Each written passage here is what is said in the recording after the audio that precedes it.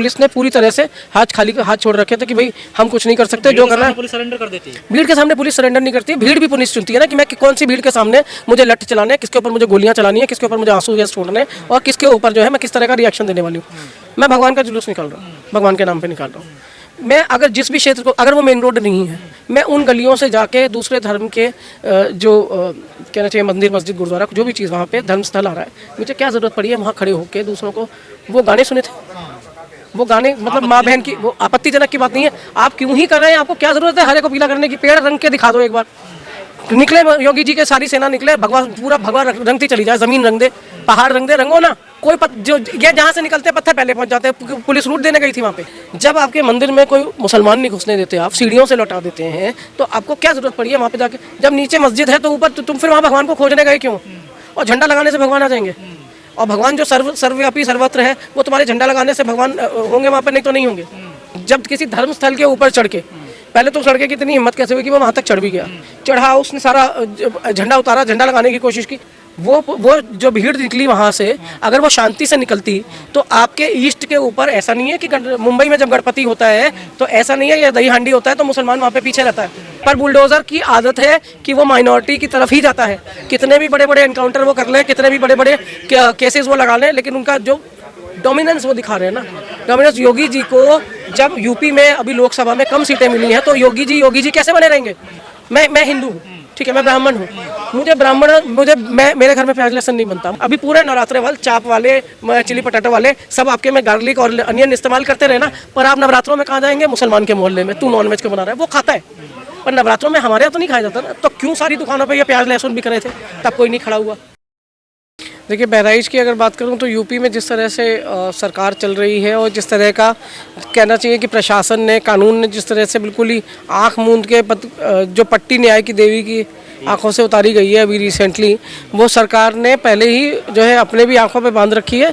और बहराइच वाले केस में आपको ये समझ में आना चाहिए कि जो दिल्ली दंगों में हो रहा था कि पुलिस दंगाइयों के साथ खड़ी थी, पत्थर मार रही थी और लोगों को उकसा भी रही थी, तो वही चीज़ जो है बहराइच में 2 घंटे की नहीं, ये पता नहीं कब से इन चीज़ों पे चल रहा होगा और लगाम लगाने की कोशिश नहीं की गई।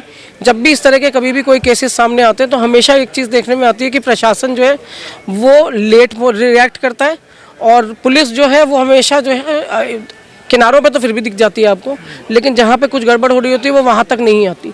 तो ये चीज़ जो है मान सकते हैं हम कि पुलिस ने पूरी तरह से हाथ छोड़ रखे थे कि भाई हम कुछ नहीं कर सकते, जो करना है। पुलिस सरेंडर कर देती है। भीड़ के सामने पुलिस सरेंडर नहीं करती है। भीड़ भी पुलिस चुनती है ना कि मैं कौन सी भीड़ के सामने मुझे लठ चलाने, किसके ऊपर मुझे गोलियां चलानी है, किसके ऊपर मुझे आंसू गैस छोड़ने और किसके ऊपर जो है मैं किस तरह का रिएक्शन देने वाली हूँ।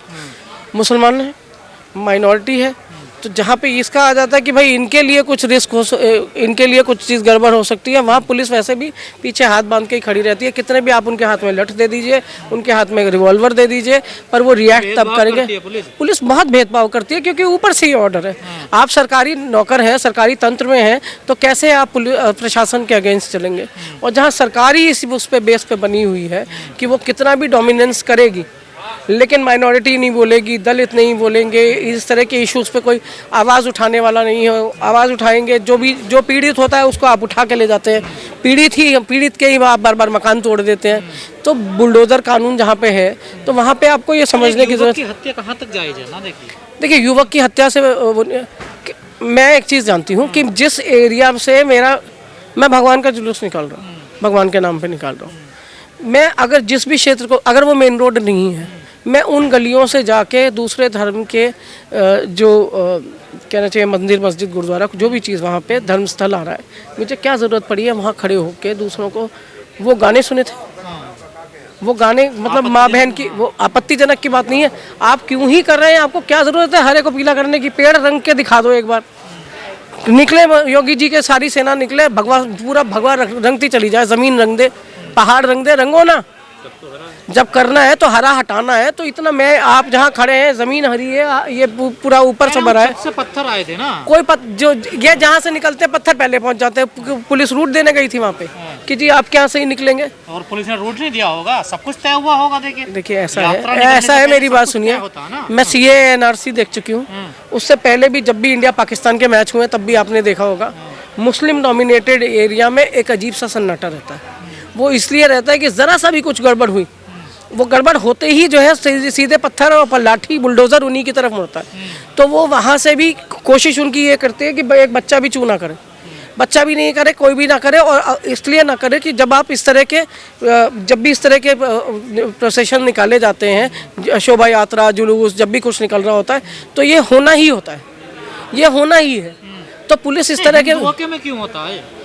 देखिए, मैं हिंदुओं के, मैं मुसलमानों के, मैं तो निकालते 14 अप्रैल को, देखिए कितनी बड़ी झांकियां निकलती जो ये 14 अप्रैल वालों के ही ना, जब वो घोड़ी पे बैठ के बारात निकालते हैं तो उनको उतार दिया जाता है, उनके पैरों से जूते निकलवा दिए जाते हैं। यात्रा की बात कर मैं सिर्फ शोभा यात्रा, सिस्टम हो गया ना, नहीं शोभा यात्रा की बात नहीं कर रही हूँ मैं, सिर्फ ये वहाँ भी हुआ होगा। पर आपको जब किसी धर्म स्थल के ऊपर चढ़ के, पहले तो उस लड़के की इतनी हिम्मत कैसे हुई कि वो वहाँ तक चढ़ भी गया, चढ़ा, उसने सारा झंडा उतारा, झंडा लगाने की कोशिश की।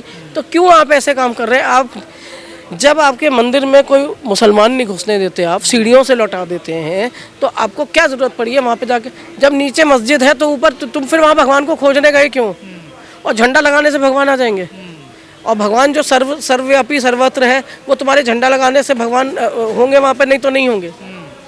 तो आप स्वरूप को पूजेंगे, किसी को भी पूजेंगे, लेकिन सीधी बात यह है कि इस तरह के जब लोग निकलते हैं वो चढ़ते ही उसमें है कि थोड़े दिनों बाद मुझे माला भी पहनने को मिलेगी, कोई पार्टी जो है वो मुझे संगठन में कोई पोस्ट दे देगी, 4-6 लोग मेरे आगे पीछे चलने लगेंगे, स्कूटी, मोटरसाइकिल, गाड़ी कुछ मिल जाएगी, थोड़े दिन के लिए अपने एरिया का नेता बन जाऊंगा।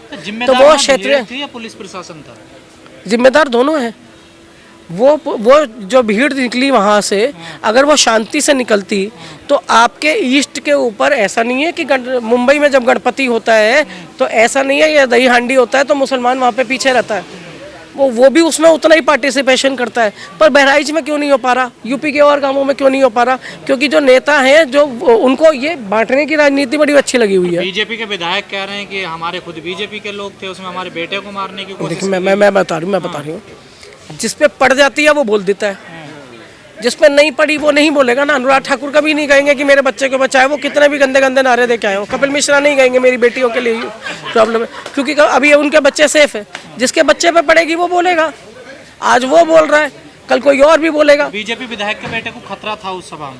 देखिए, खतरा वाली बात नहीं कर रही हूँ मैं कि खतरा था या नहीं था। आप हवाबाजी के लिए कुछ भी कह सकते हैं, आप नेतागिरी करने के लिए 10 चीज़ कर लेते हैं, लेकिन सीधी बात यह है कि आप कहीं पे या तो नेता बन के मत चलिए, और नेता बन के चल रहे हैं तो उसमें आड़े टेढ़े लोग भी घुसते हैं, कुछ हो सकते हैं उपद्रवी और भी हों।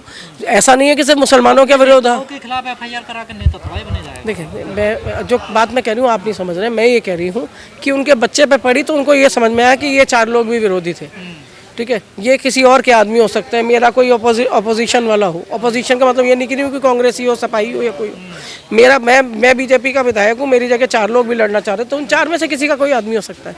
लेकिन बात ये है कि वो एक व्यक्ति मारा गया, 10 व्यक्ति मारे जाएं, दंगाई आग लगाएं, सड़कों पे बसें फूंक दे, ट्रक फूंक दे, उसका कोई फ़ायदा नहीं है। बात ये है कि आपने ऐसी जगहों पे जो थोड़ी सी भी सेंसिटिव जगह होती हैं, वहाँ रूट जो है पुलिस को तरीके से प्लान करना चाहिए।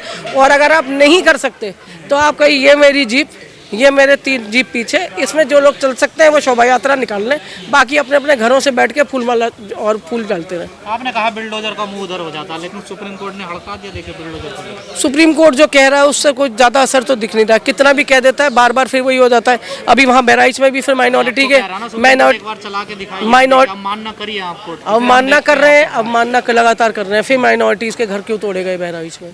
कहाँ तोड़े गए? नहीं, अभी तोड़े गए हैं। वो फर्जी वीडियो अभी नहीं तोड़े गए, वो तो खुद ही जो दीवार। देखिए, मैं जब मेरा वीडियो वायरल हो जाता है तो मैं उसे फर्जी करार दे देता हूँ, ये हर बार का नियम है। पर बुलडोज़र की आदत है कि वो माइनॉरिटी की तरफ ही जाता है। कितने भी बड़े बड़े एनकाउंटर वो कर लें, कितने भी बड़े बड़े केसेस वो लगा लें, लेकिन उनका जो डोमिनेंस वो दिखा रहे हैं ना, डोमिनेंस। योगी जी को जब यूपी में अभी लोकसभा में कम सीटें मिली हैं तो योगी जी कैसे बने रहेंगे? योगी जी को योगी बनने के लिए वो ताकत, वो पावर दिखानी ज़रूरी है जो उनको योगी आदित्यनाथ बनाती है।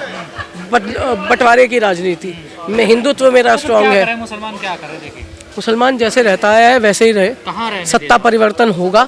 जहाँ 240 बचे हैं ये भी नहीं रहेंगे, और 240 होने पे भी अहंकार नीचे है, 240 से और कम होंगे और अहंकार खत्म होगा।